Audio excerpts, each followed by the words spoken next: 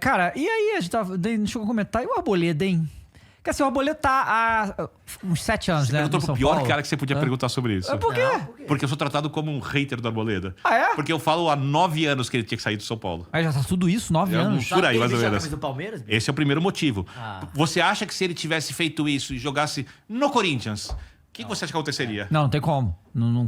E aí não é a torcida, é a retórica. Ah, porque ele é maluco, e é mesmo. Né? Ele pode ser um puta cara legal pessoalmente, divertido. Os jogadores gostam dele, eu imagino que é. Né? É legal. Sim. Mas assim, a camisa pra mim é um negócio muito sagrado. Muito sagrado. Repito, quando o cara veste a camisa de um time, ele se une à massa da arquibancada, às milhões de pessoas que estão na televisão. Eu sou de um tempo em que... Não sou saudosista, sou nada saudosista com a vida. Mas que no tempo que a camisa, quando você colocou o primeiro patrocínio, teve discussão, porque a camisa era sagrada. Então, a união entre o jogador e a torcida, a hora que eles formam uma coisa junta, é quando ele está com a camisa do clube. Então, a camisa é muito sagrada. Você não coloca a camisa de um outro clube para uma piadinha e bota na rede social. É muita falta de noção. Mas não é só isso. Passou isso, ele erra na final que o São Paulo perde do Corinthians em 19, ele deixa o Wagner Love escapar. Tem erro dele contra o Grêmio, quando o São Paulo perde semifinal. Tem erro dele contra o Palmeiras na única decisão, a única vez que o São Paulo perdeu um jogo de Libertadores para o Palmeiras em toda a história. Tem erro em clássico contra o Palmeiras. Ele em jogos grandes tem algumas atuações muito ruins. E isso não seria também um grande problema se as atuações fossem criticadas. A impressão que eu tenho é que não só pela retórica, e aí eu acho que enrolaram o São Paulino, tá? Não só pela retórica, mas transformaram o cara em Arbolenda. Uhum. Eu acho... Você não acha ele um bom zagueiro? Eu acho que ele vai bem na jogada aérea, bem posicionado. Ele tem uma certa velocidade, ele tem uma saída de bola ruim e ele é um jogador instável. E zagueiro não pode ser instável. Uhum. Ele é instável. Ele é instável. Eu não acho ele um mau zagueiro. Quando ele tá no grande momento, ele tá em muito grande momento, mas Muito quando ele tá grande. mal, ele erra o jogo. E as duas vezes que o São Paulo foi líder do Campeonato Brasileiro nessa fase horrorosa do São Paulo, de crise financeira, ele era reserva. Outra coincidência. Não por culpa dele, que o São Paulo só liderou nesse período. Mas eu acho que... Eu entendo o torcedor que pensa diferente de mim. Sou super aberto com essas coisas. Assim, nessa era da polarização, eu não pertenço a nenhum dos lados, assim, eu talvez tenho minhas ideias, mas eu discuto com quem discorda de mim.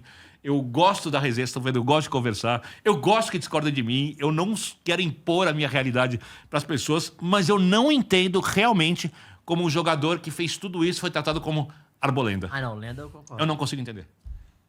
Não consigo, eu gostaria que alguém me desse uma explicação. E aí eu falo pro São Paulo, pensa, Júlio Casares, né? São Paulo ganha a Copa do Brasil, muito importante. Cara, quase um bi de dívida. É eleito sem oposição. Uhum.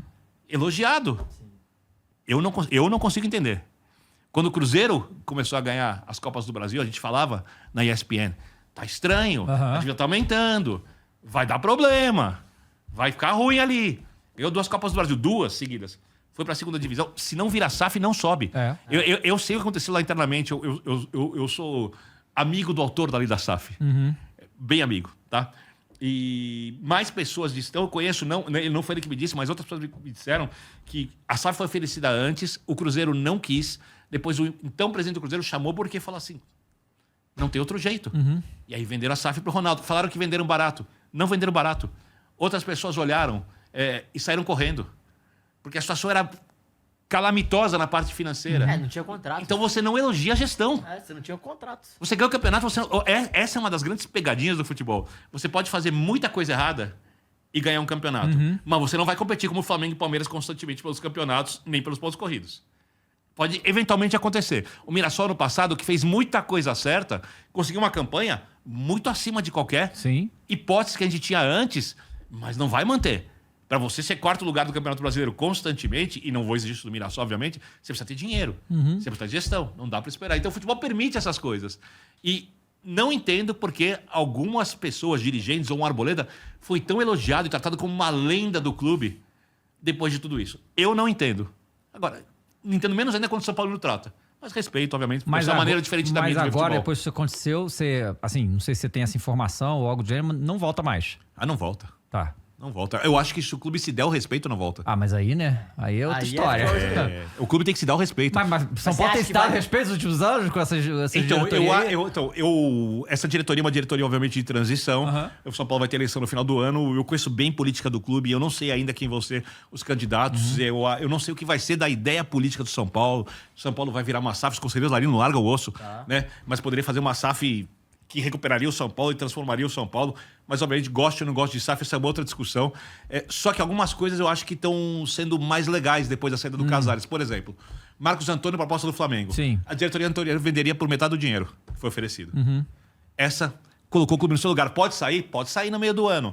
Mas custa tanto, se ele quiser, se vocês pagarem. Ou seja, é o clube se dando respeito. E para se dar o respeito, você precisa só se dar o respeito. Você não consegue ganhar campeonatos, você não consegue ter o dinheiro que precisa para competir com o Flamengo e Palmeiras. Isso vale para o São Paulo, vale para o Corinthians, vale para o Vasco, que é outro gigante do futebol brasileiro, vale para o Cruzeiro. O São Paulo pode se reerguer num nível parecido com o do Palmeiras financeiramente. O Vasco perto disso, o Cruzeiro não vai porque tem menos mercado, mas pode ser mais competitivo. Mas você está se dando respeito. É a atitude do dia a dia. É como o jogador te trata. Mas para isso também você precisa pagar salário em dia. O jogador precisa recuperar direito também. Ele precisa sentir que ele está na melhor recuperação. O São Paulo ganhava, como você falou que você temia, porque o São Paulo era o clube que se dava o respeito. Os jogadores queriam jogar ali. E o São Paulo parou de se dar o respeito, parou de ser bem administrado. Mas parece que agora, pelo menos, essa parte de colocar o clube no seu devido lugar, não permitir que um cara que trata o clube dessa maneira volte para o clube, isso vai ser feito. E o São Paulo tem que cobrar na justiça uma bela grana do Arboleda. E aí, se vai pagar ou não vai pagar. Aí são os processos burocráticos que têm que ser feitos, independentemente dos resultados. É que assim, a gente tá falando aqui, a gente acompanha o futebol brasileiro aqui, né? E a gente vive isso aqui diariamente. E o quanto o futebol brasileiro traz de coisa além do campo, né? Porque assim, no mesmo fim de semana a gente teve o Arboleda sumindo, teve o Dorival sendo demitido, o Diniz contratado, teve o bagulho do Wallace lá mandar mensagem errada no Zap. Escorregou. Então assim, acontece... Eu acho que o futebol brasileiro é muito apaixonante por causa dessas coisas, sabe? A gente pulsa o futebol aqui, né? Outro dia eu acho que era o Arthur Jorge, eu não estou me lembrando, eu ouvi um podcast de Portugal e ele falava exatamente sobre isso. Eu não lembro se foi o Arthur Jorge, mas foi um técnico que trabalhou aqui. Ele falou que ele chegou no Brasil, ele achava que ele ia trabalhar o time, posse de bola, tal, jogar pelos lados, lançamento longo, tal, não sei o que. Ele chegou aqui e falou, não. Aí ele falou que o brasileiro vive o futebol, eu adoro isso, tá? Como ninguém, porque o jogo aqui, ele começa durante a semana, ele começa nas discussões, na nossa resenha aqui, vai para as entrevistas, termina o jogo está sendo jogado na coletiva, é a pressão na arbitragem, é a crítica a isso, é como proteger o jogador. Sai dia seguinte, tem notícia. Aqui não tem tédio. Isso é muito bom. Nós somos um dos países do futebol. O inglês, por exemplo, quando você olha a cultura de jogo, times de bairro, times de cidade pequena, todos têm estádio. Pô, é muito país do futebol, mas eles não viram o futebol como a gente.